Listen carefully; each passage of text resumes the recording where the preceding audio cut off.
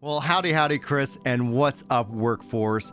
Brian here, and I'm going to talk to you guys today about the developments that Zeppela has been putting out over on her YouTube channel, talking about how Final Fantasy XIV Endwalker is the worst expansion that she's ever played, and that and talking about the players that Endwalker has left behind. I thought she did a really good job with her videos, and I agree, with a lot of the points that she makes up to a specific point. And I think this is where I want to take this video, talking about the design of Final Fantasy XIV, why it continues to struggle, and why it takes a certain type of player to actually hit this level of struggle. So it does feel a little bit disconnected between that and just the general casual player who enjoys Final Fantasy XIV for the way that it was designed.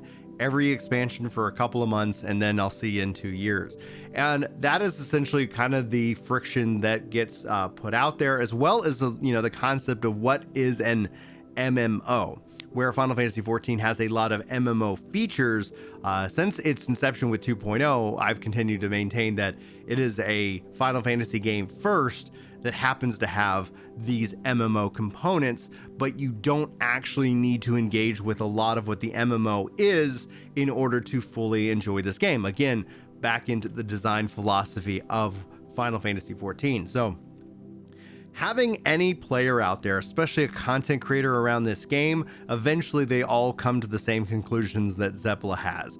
And this also, I think, highlights the absolute massive value that the story brings to each patch and each expansion cycle. The difference here, one of the key aspects is both in a pro and a con.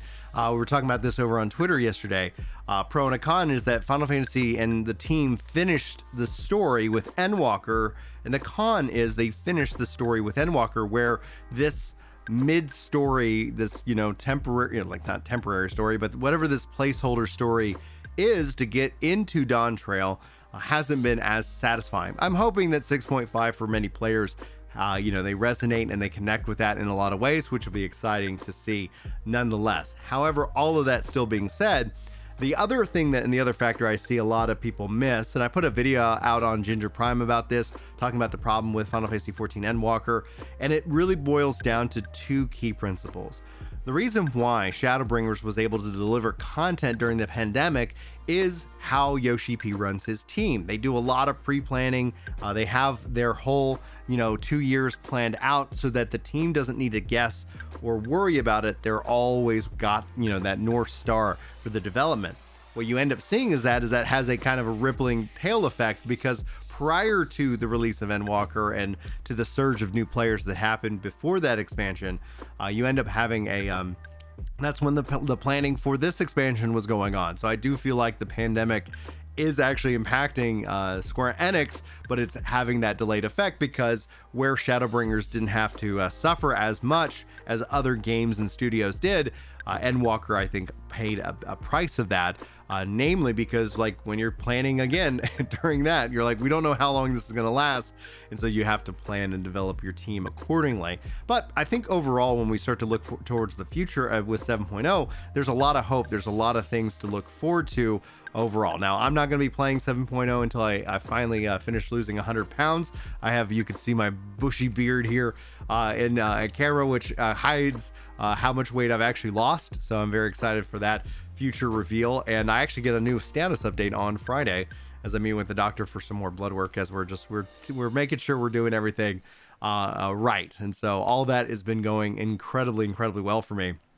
But to bring it back into the focus on 14 and its development, the game is designed. There are you want to, and they're the frustration I've had is that when I talk about the problem with the gear in Final Fantasy XIV, when I talk about the problem of the lack of that kind of mid-core investment content, it all falls against the idea of somebody who can just play the expansion, take a break, come back and play the next expansion and have it as good of a time as any. There isn't, you struggle, and this design philosophy struggles against this long-term investment, where somebody who's for me, who's looking for that MMO, who finds that investment in being rewarded within New World, doesn't find that same level of investment, no reason to truly log in after a certain point. Now, not everybody hits that point right away, and that's actually what you kind of see with Zeppela and her content. as she starts in like, this game has everything I could possibly ever want, to now to the point where like, this is the worst expansion possible, and how do we go about it? How does this get fixed? And unfortunately, I don't think there is a fix for this game unless they decided to release another MMO that had a lot of these these problems and systems fully integrated. The MMOs, as a whole, have solved this problem, but I don't think there is the market for the cost. I think it's an economic problem when it comes to MMOs, where we do not see them functionally making sense for the size of the player base. WoW was an outlier in terms of its success and its numbers, where overall Final Fantasy XIV, in terms of its player base and numbers, is a massive success, but it's that success really kind of jumping in every 2 years for that kind of touch point, for that story and more. And that's where, again, when we start to talk about the real key strengths, why the vast majority of players play this game and they get excited for this game, is to experience a new story. And in and of itself, when we start to think about how Final Fantasy as a franchise, outside of 16 finally coming out, has had these massive gaps, with the exception of 14, which generally speaking every 2 years has delivered that. So I think beyond the content, like again, Island Sanctuary being locked at the end of Endwalker, that just feels weird.